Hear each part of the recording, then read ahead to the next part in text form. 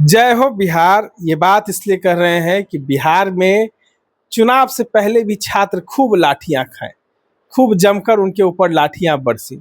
अब चुनाव खत्म हो गया, फिर भी लाठियां बरस ही रही हैं। न्याय तो छात्रों को मिला नहीं। इसमें गलती किसकी? हमारे साथ पूर्व आईपीएस अधिकारी अमिताभ कुमार दास जुड़ गए। सर, चुनाव से पहले भी बीपीएससी छात्र की घटनाएं आपने देखी, लगातार लगभग 1 महीने तक ये घटना चली, जिसमें प्रशांत किशोर हो, नेता प्रतिपक्ष हो, तमाम जो लोग हैं वो आए।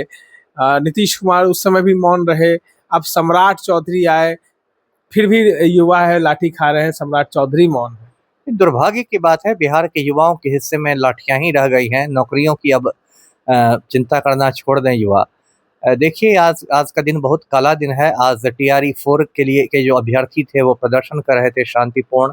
पटना में उन पर बर्बर लाठीचार्ज किया गया है और एक मैट्रिक फेल मुख्यमंत्री ने आज एमए पास लड़कों को पिटवा दिया है। ये देखिए क्या लोकतंत्र का मजाक है। और देखिए, मैं बिहार पुलिस को भी लानत भेजता हूँ, क्योंकि बिहार पुलिस की औकात माफिया डॉन सुनील पांडे का AK-47 जब्त करने की नहीं है। माफिया डॉन के सामने बिहार पुलिस भींगी बिल्ली बन जाती है, लेकिन निहत्थे लड़कों पर लाठियां बरसा के यही पुलिस वाले खुद को सिंघम समझते हैं। तो जो स्थिति है वो बहुत ही दुखदाई है, बहुत अराजक स्थिति है। देखिए, अभी टीआरई 4 का विज्ञापन नहीं निकल रहा है।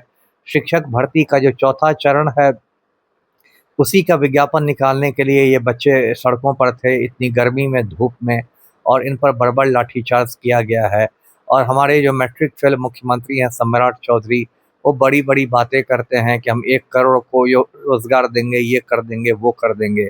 और बिहार के जो नेता लोग हैं वो अपने नालायक बेटे बेटियों को मिनिस्टर बनवा रहे हैं। जी। एक सवाल ये है कि क्या पुलिस की प्रक्रिया में भी कोई गड़बड़ी है? क्योंकि कहा जाता है कि पहले अनाउंसमेंट किया जाए, फिर आंसू गैस, पानी की बौछार, उसके बाद लाठीचार्ज। तो क्या पुलिस जो है वो अपनी कार्यशैली को भूल गई है? बिल्कुल, ये जो बल प्रयोग का एसओपी है, जो एक उसकी प्रक्रिया बनी हुई है, बिहार पुलिस लगातार उसका उल्लंघन करती है।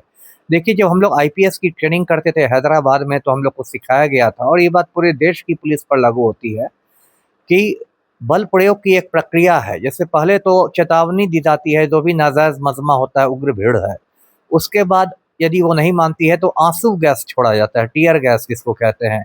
उसके बाद भी बात नहीं बनती है, तब लाठीचार्ज होता है, लाठी का प्रयोग होता है। उससे भी बात नहीं बनती है, तब फायरिंग होती है। लेकिन बिहार में उल्टी गंगा बहाई जाती है। यहाँ मैं देखता हूँ कि कभी आंसू गैस की बात ही नहीं होती, सीधे मतलब लाठियाँ चला दी जाती है, लाठीचार्ज होता है।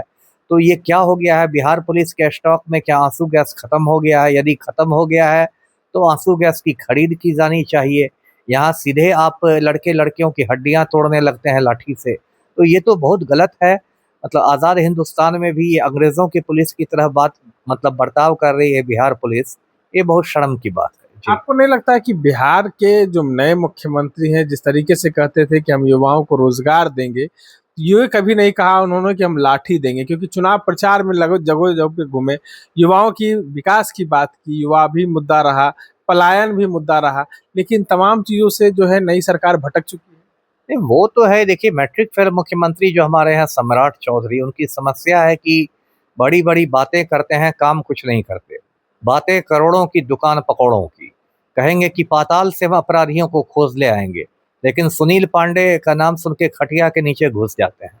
उसी तरह कहते हैं कि हम 1 करोड़ युवाओं को रोजगार देंगे, लेकिन जब युवा रोजगार मांगने सड़कों पर निकलते हैं तो उन पर लाठियां बरसाई जाती है। इसी को जुमलेबाजी कहते हैं। जो केंद्र में हमारे प्रधानमंत्री बैठे हुए हैं नरेंद्र मोदी, उनकी भी यही फितरत है।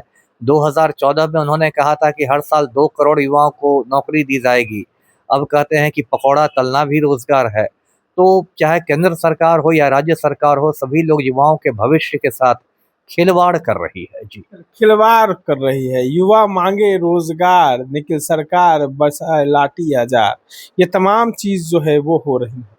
युवा सड़कों पर रोजगार मांगेंगे, लेकिन जो सरकार है वो एसी में बैठकर सिर्फ लाठियों का आदेश देंगे। तमाम चीजों को आप सुन रहे थे। हमारे साथ पूर्व आईपीएस अधिकारी जुड़े हुए थे। इस तरह के तमाम अपडेट्स के लिए बने रहे।